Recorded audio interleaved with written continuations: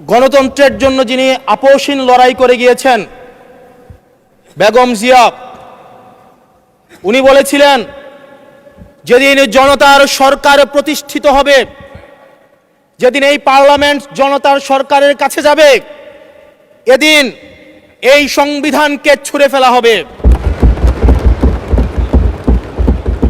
Treasury বেঞ্চের যে মন্ত্রীরা ছিলেন তারা দীর্ঘদিন, তাদের সারা জীবন তারা বেগম জিয়ার সাথে রাজনীতি করেছেন।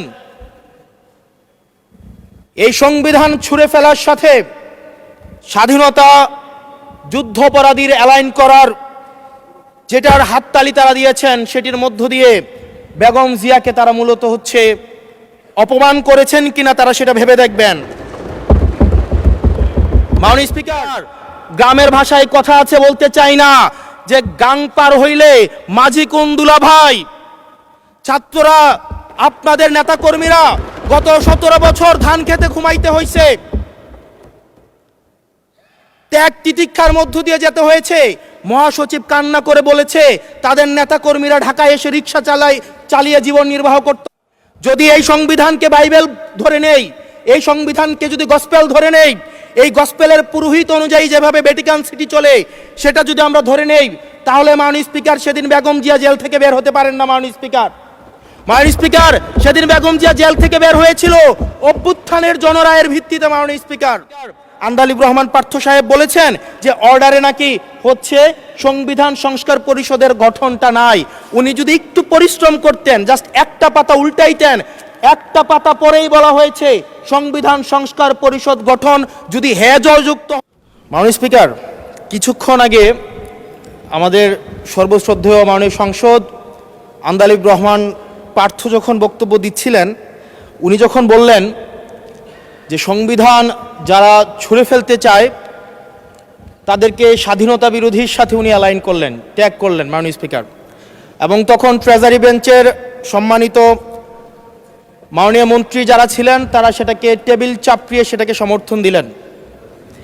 মাননীয় স্পিকার, গণতন্ত্রের জন্য যিনি আপোষহীন লড়াই করে গিয়েছেন বেগম জিয়া, উনি বলেছিলেন যেদিন জনতার সরকার প্রতিষ্ঠিত হবে, যেদিন এই পার্লামেন্ট জনতার সরকারের কাছে যাবে, এদিন এই সংবিধানকে ছুঁড়ে ফেলা হবে।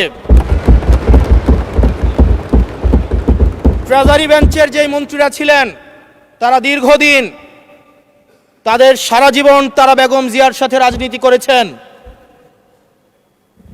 এই সংবিধান ছুঁড়ে ফেলার সাথে স্বাধীনতা যুদ্ধাপরাধীর অ্যালাইন করার যেটার হাততালি তারা দিয়েছেন, সেটির মধ্য দিয়ে বেগম জিয়াকে তারা মূলত অপমান করেছেন কিনা তারা সেটা ভেবে দেখবেন। মাননীয় স্পিকার, আমি বক্তব্য দেওয়ার জন্য অনেক কিছু রেডি করে নিয়ে এসেছিলাম। আমরা, আইনমন্ত্রী বলেছেন রুশু পড়ার জন্য, তারপরে হবস পড়ার জন্য, মদিনা সনদ পড়ার জন্য পড়েছিলাম, কিন্তু আন্দালিব রহমান পার্থ সাহেব যে বক্তব্য দিয়েছেন, আমরা ক্লাস 8-9-এ যে ডিবেট করতাম সেটি রিভার্টাল দিলে 20 মিনিট সময় লাগবে। মাননীয় স্পিকার, আমি ওনার বক্তব্যের রিভার্টাল দিচ্ছি। উনি বলেছেন যে আমি কোট করছি, উনি বলেছেন 72-এর সংবিধানের কিছু কিছু বিষয়কে ওনারা সম্মান দিয়েছেন। তার মানে কিছু কিছু বিষয়কে ওনারা সম্মান দেয় নাই। তার মানে এই অভ্যুত্থানের পরে এই সংবিধানের কিছু অংশ ওনারা মেনেছেন, কিছু অংশ ওনারা মানেন নাই। ওনারা কেবল ওই অংশটাই মেনেছেন যে অংশটা ওনাদের পক্ষে গিয়েছে, যে অংশটা ওনাদের বিপক্ষে গিয়েছে এই অংশটা ওনারা মানেন নাই। মাননীয় স্পিকার, এই ধরনের প্রকৃতি সম্পন্ন যারা আছে বাংলাদেশের পার্লামেন্ট, যারা দেখছেন তারা সিদ্ধান্ত নেবেন। যারা কখনো কখনো কনফর্মিস্ট, যারা কখনো কখনো রিফর্মিস্ট, তারা মূলত অপরচুনিস্ট। এখন আমি সংবিধানের কিছু কিছু ধারা মানব, কিছু কিছু ধারা মানব না। আমি কখনো কখনো সাংবিধানিক, কখনো কখনো আমি অসাংবিধানিক। মাননীয় স্পিকার, যখন ডক্ট্রিন অফ নেসেসিটির প্রশ্ন আসে, মাননীয় স্পিকার, এই এক্সিস্টিং সংবিধান অনুযায়ী যখন 7A এবং 7B বলবৎ থাকে, সেই জায়গা থেকে আইনজ্ঞরা, মাননীয় স্বরাষ্ট্রমন্ত্রী উনি থাকলে ভালো হতো।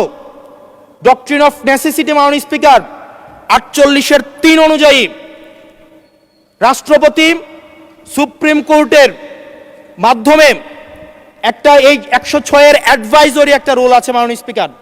এই অ্যাডভাইজরি রুলের মাধ্যমে সংবিধানের ফান্ডামেন্টাল কোনো বিষয় কম্প্রোমাইজ করা যায় না। মাননীয় স্পিকার, যদি আমি এই সংবিধান মানি তাহলে এই অন্তর্বর্তীকালীন সরকারের বৈধতা প্রশ্নবিদ্ধ হয়। মাননীয় স্পিকার, মাননীয় স্পিকার, যদি এই সংবিধানকে আমি ধারণ করতে চাই, মেনে চলতে চাই, সেদিন 64 বিধি অনুযায়ী অ্যাটর্নি জেনারেল নিয়োগ দেওয়া হয়েছিল 6 আগস্ট। মাননীয় স্পিকার, এই সংসদে প্রশ্ন রাখতে চাই, তৎকালীন বর্তমান রাষ্ট্রপতি চুপ্পু, তখন বলা হয়েছে অ্যাটর্নি জেনারেল নিয়োগ দেওয়ার ক্ষেত্রে প্রধানমন্ত্রীর সাথে আলোচনা করতে হবে। সেদিন কোন প্রধানমন্ত্রীর সাথে আলোচনা করা হয়েছিল সেটা আমাদেরকে অ্যাটর্নি জেনারেল জানাবেন। আমাদেরকে অ্যাটর্নি জেনারেল জানাবেন যেই হিয়ারিংটা হয়েছিল এই হিয়ারিংয়ে উনি উপস্থিত ছিলেন কিনা।